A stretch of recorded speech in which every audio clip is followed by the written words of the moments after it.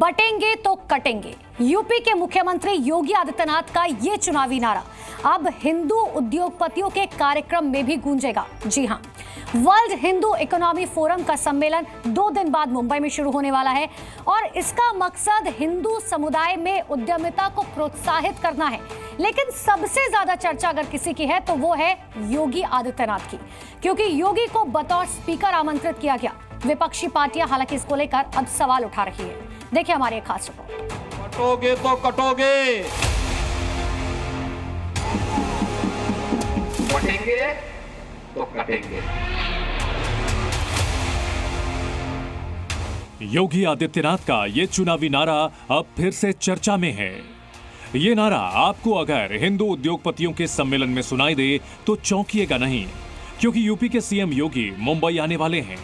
मौका है world Hindu economic forum का, जिसमें सीएम योगी को बतौर स्पीकर न्योता दिया गया है। हिंदू इकोनॉमिक फोरम हिंदू नौकरी ढूंढने वाले नहीं बल्कि हिंदू नौकरी देने वाले बने के संदेश पर केंद्रित है। ये फोरम न केवल हिंदू कारोबारियों की आवाज को वैश्विक मंच पर ले जाने की कोशिश करता है, बल्कि ऐसे हिंदू उद्योगपतियों को भी तैयार करता है जो कि नीति निर्माण में योगदान दे सकें। इस फोरम का मानना है कि हिंदू उद्योगपतियों को बढ़ावा तभी मिलेगा जब सभी एकजुट होकर काम करेंगे, और शायद योगी के नारे का मतलब भी यही है।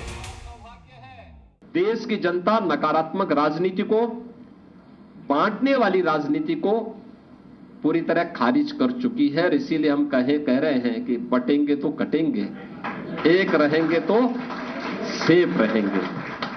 तो एक रहेंगे सेफ रहेंगे पर देश की जनता जनार्दन ने राष्ट्रीय एकता और अखंडता को मजबूती प्रदान करने के लिए, सुरक्षा और समृद्धि के लिए अपना जनादेश दिया है। सबसे पहले आप ये जान लीजिए कि हिंदू इकोनॉमिक फोरम में क्या होने वाला है।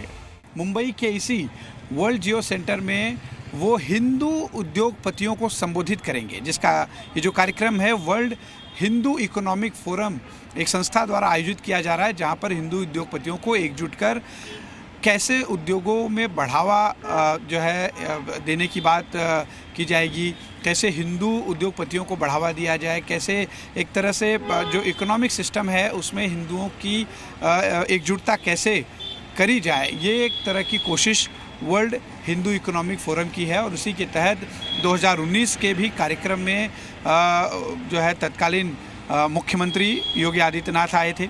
इस बार भी मुख्यमंत्री के तौर पर योगी आदित्यनाथ एक बार फिर इस हिंदू इकोनॉमिक फोरम को संबोधित करने आ रहे हैं। योगी आदित्यनाथ को स्पीकर के तौर पर फोरम में बुलाना सियासी चर्चा का केंद्र बना हुआ है। बटेंगे तो कटेंगे का नारा देकर योगी ने दोनों ही राज्यों में चुनावी हवा का रुख बदल दिया था, और चुनाव परिणाम ऐसे आए कि तमाम चुनावी पंडित अब तक हैरान हैं। वर्ल्ड हिंदू इकोनॉमिक फोरम के संस्थापक स्वामी विज्ञानानंद का कहना है कि बटेंगे तो कटेंगे सिर्फ चुनावी नहीं बल्कि गोल्डन वाक्य है। बटेंगे तो कटेंगे तो निश्चित है, तो ये तो गोल्डन रूल है।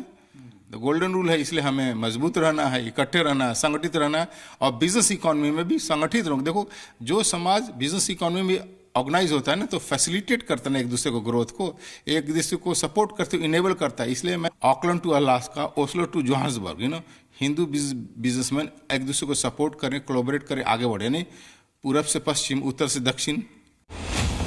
स्वामी विज्ञानानंद का मानना है कि योगी हिंदू एकजुटता के प्रतीक की तरह हैं। ऐसे में उन्हें हिंदू उद्योगपतियों को एकजुट करने के लिए सम्मेलन में न्योता दिया गया है। भारत को अगर विकसित बनना है, भारत को समर्थ बनना है, तो यूपी को समर्थ बनना होगा, यूपी को संपन्न बनना होगा ना। और उस काम में योगी जी आ रहे हैं, तो हमने कहा भाई 24 करोड़ का रिप्रेजेंटेटिव यूथ चीफ मिनिस्टर को तो होना ही चाहिए, इसलिए हम बुला रहे हैं। और योगी जी का तो है ही, जो बटेंगे तो कटेंगे, तो वो तो उन्होंने नारा हरियाणा इलेक्शन में भी दिया और चल गया। और ये रियलिटी है ना भाई, ये केवल बटेंगे कटेंगे की जो रियलिटी है ना, कोई भी बटेगा तो कटेगा। वर्ल्ड इकोनॉमिक फोरम के इस कार्यक्रम में महाराष्ट्र के मुख्यमंत्री देवेंद्र फडणवीस और गुजरात के मुख्यमंत्री भूपेंद्र पटेल भी शामिल होंगे। लेकिन महाराष्ट्र की विपक्षी पार्टियों को योगी के आने पर ऐतराज है। सबसे पहले तो कोई भी उद्योगपति हो, किसी भी जात का हो, किसी भी धर्म का हो, किसी भी गोत्र का हो, वो देश के लिए काम कर रहे हैं, देश के लिए कार्यरत हैं। तो उसमें इस तरीके का डिवाइड करना मैं कहीं ना कहीं मानती हूँ सरासर गलत है, and it's a huge insult to the industrialist cause as well. That's part one. दूसरी बात, की नोट स्पीकर आप कह रही हैं योगी आदित्यनाथ जी को बुलाया गया है, क्या वही एक हिंदू रह गए हैं मुख्यमंत्री? बाकी कोई राज्य को हिंदू बिजनेसेस की जरूरत नहीं है? तो यानी जो हिंदू व्यापार है और व्यापारी है वो उत्तर प्रदेश जाए, फिर गुजराती व्यापारी आएगा वो गुजरात चला जाए। हिंदू उद्योगपतियों के सम्मेलन में योगी को न्योते पर कांग्रेस को भी ऐतराज है। पार्टी कह रही है कि अर्थव्यवस्था में जातिवाद का जहर घोलना ठीक नहीं है। या फिर जिस देश के संविधान की आत्मा ही सर्वधर्म समभाव हो, या जिस देश की अर्थव्यवस्था में सभी जाति धर्मों का योगदान हो, उस देश की अर्थव्यवस्था में अगर कोई जातिवाद का जहर घोलना चाहेगा तो वो हमारी अर्थव्यवस्था के लिए बहुत घातक होगा। इस अर्थव्यवस्था का पहिया तब आगे बढ़ेगा और कामयाबी से बढ़ेगा जब हम मिल करके इसे सींचेंगे और खींचेंगे। इस देश को आगे बढ़ाना है तो वो गांधीवादी विचारधारा से आगे बढ़ेगा, गोडसेवादी विचारधारा से नहीं। योगी के मुंबई आने और हिंदू उद्योगपतियों को एकजुट करने की कोशिश में एकनाथ की शिवसेना को कुछ भी गलत नहीं दिख रहा है। सभी उद्योगपतियों को, स्टार्टअप्स को, युवा ट्रेडर्स को साथ में लेके आकर आइडियाज़ का मिश्रण कर उनको मदद करने की ये प्रयास काबिल तारीफ है। और मुझे लगता है कि ऐसे एक फोरम का बहुत ज़रूरत है और इसमें हिंदू समाज और ख़ासकर हिंदू जो नए उद्योगपति, ट्रेडर, टेक्नोक्रेट और व्यावसायिक है उनको बहुत लाभ मिलेगा। वैसे उद्धव की शिवसेना भी हिंदू उद्योगपतियों को एकजुट करने की कोशिश की सराहना कर रही है, लेकिन उसे इस फोरम के राजनीतिक इस्तेमाल पर ऐतराज है। यहाँ हिंदू मुसलमान की बात नहीं, अगर हिंदू इकट्ठा होकर कोई इकोनॉमिक फोरम या कोई एक ऐसा प्लेटफॉर्म बनाकर कोई संस्था बना रहे हैं जिससे वो दो लोग आगे बढ़ना चाह रहे हैं, वो व्यापार करना चाह रहे हैं, इकोनॉमी को मजबूत करना चाह रहे हैं, ये स्वाभाविक सी प्रक्रिया है। लेकिन बशर्ते वहाँ राजनीति न हो, किसी दूसरे जाति का विरोध न हो, किसी दूसरे जाति के खिलाफ बात न हो, क्योंकि हिंदू कहता है कि गर्व से कहो हम हिंदू हैं, इसका ये मतलब नहीं कि कोई दूसरी धर्म का व्यक्ति तो उसका अपमान करेंगे। ये तो हमारे नेता हिंदू हृदय सम्राट बाला साहब ठाकरे जी ने हमें सिखाया है कि हमें हमारे हिंदुत्व का हमेशा गर्व होना ही चाहिए। योगी का बटेंगे तो कटेंगे का नारा 2 चुनाव में बीजेपी के लिए रामबाण साबित हुआ। अब विपक्ष को इस बात का डर है कि कहीं हिंदू उद्योगपतियों को योगी का ये मंत्र कहीं उनकी सियासी जमीन और वोट बैंक पर असर न डाल दे। शायद इसी वजह से हिंदू उद्योगपतियों के कार्यक्रम में योगी के न्योते का जो लोग भी विरोध कर रहे हैं, उन्हें डर इस बात का भी है कि कहीं उद्योग जगत में हिंदुत्व पथ न तैयार हो जाए। आपको बता दें कि पिछली बार जब योगी आदित्यनाथ आए थे उस वक्त उन्होंने हिंदू उद्योगपतियों के एकजुट रहने की बात करी थी। इस बार देखना होगा कि बटेंगे के कटेंगे नारे के बाद जो सबसे ज़्यादा चर्चा में रहा हरियाणा चुनाव के दौरान, महाराष्ट्र चुनाव के दौरान, यहाँ पर उद्योगपतियों को एकजुट रहने के लिए किस तरह का मंत्र योगी आदित्यनाथ देते हैं। कैमरा पर्सन आसिफ के साथ अश्विन पांडे, जी मीडिया, मुंबई। और अब बढ़ते आगे। 24 नवंबर को यूपी का संभल दहल रहा था, मगर संभल के एक गांव में शांति थी, माहौल बिल्कुल सामान्य था, जबकि इस गांव में मुस्लिमों की तादाद काफी ज्यादा है। हिंदू परिवार वहां बहुत कम रहते हैं। बावजूद इसके ना तो संभल के इस गांव में हिंदू परिवारों को निशाना बनाया गया, ना ही संभल के इस गांव में चंद्रेश्वर महादेव मंदिर पर किसी तरह की कोई आंच आई। आखिर कैसे? संभल के इस गांव में हिंसा, बवाल, आगजनी के खिलाफ नो एंट्री का बोर्ड लगा था। देखिए।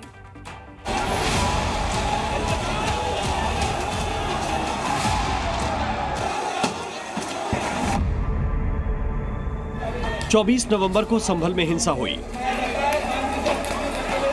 मस्जिद के सर्वे को लेकर भीषण बवाल हुआ। उपद्रवियों की भीड़ ने पत्थरबाजी, आगजनी को अंजाम दिया। करीब 3 घंटे तक संभल में मस्जिद के आसपास का इलाका धू-धू कर जला।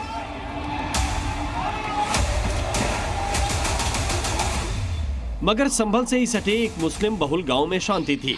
न कोई हंगामा, न कोई बवाल और न ही किसी तरह की कोई हिंसा हुई। वो भी तब जब इस मुस्लिम बहुल गांव में हिंदुओं की आबादी बेहद कम है, उन्हें उंगलियों पर गिना जा सकता है। ये वही चंदायन गांव है जहां महज 1 दर्जन ही हिंदू परिवारों के घर हैं। इस गांव में ऐतिहासिक चंद्रेश्वर महादेव मंदिर भी मौजूद है। मगर संभल हिंसा के दौरान न तो इस मंदिर पर आंच आई और न ही चंदायन में रहने वाले हिंदू परिवारों पर। और उसकी वजह थी उत्तर प्रदेश के सीएम योगी। हमारे गांव के जो सरपंच हैं, प्रधान जी हैं, उन्होंने बहुत सहयोग किया, पब्लिक को समझाया, कानून व्यवस्था के बारे में जानकारी दी। योगी सरकार है, पुलिस आएगी, परेशानी पड़ेगी, पीएसी पड़ेगी, गांव में निकलने को, खेती क्यारी में दिक्कत आएंगी, जिससे गांव का माहौल खराब होगा। बोले इससे प्यार से रहो, कोई कहने की जरूरत नहीं। और हमारे यहाँ के प्रधान हैं, बहुत अच्छे हैं, मतलब उन्होंने समझाया लोगों को कि जो संभल में हो रहा है वो संभल में ही रहने दो, गांव में मत आने दो। और हमारे गांव में ऐसा कुछ भी नहीं हुआ, क्योंकि योगी जी ने जो पुलिस भेजी थी वो हमारे यहाँ पे रात को भी आती थी और दिन में भी आती थी, मतलब फुल तरीके से हम सुरक्षित थे। दरअसल चंदायन गांव के प्रधान ने हिंदुओं की सुरक्षा का जिम्मा खुद संभाला और गांव के मुस्लिम हिंदू समुदाय के साथ बात कर गांव में शांति बनाए रखने की अपील की। हमारे यहाँ तो डरने की वाली कोई बात नहीं है। बेशक उनकी आबादी कम है, वो कम लोग हैं, लेकिन डरने वाली कोई बात नहीं। आज तक उन पर किसी चीज़ का ना तो कोई दबाव रहा और ना ही कोई इस तरह की यहाँ कोई बवाल ऐसा रहता। सब लोग कोई त्यौहार भी होता है, सब मिलजुल के एक साथ मनाते हैं और शाम को भी हम सब लोग एक साथ बैठते हैं और परिवार की तरह हम लोग रहते हैं। दरअसल योगी के सख्त प्रशासन और कानून व्यवस्था के चलते संभल से सटे इस चंदायन गांव में किसी भी तरह की हिंसा नहीं हुई और दोनों समुदाय के लोग तब भी एक साथ मिलजुल कर रह रहे थे और अब भी एक साथ सौहार्द से रह रहे हैं। चंदायन से सुनील सिंह के साथ ब्यूरो रिपोर्ट, जी मीडिया।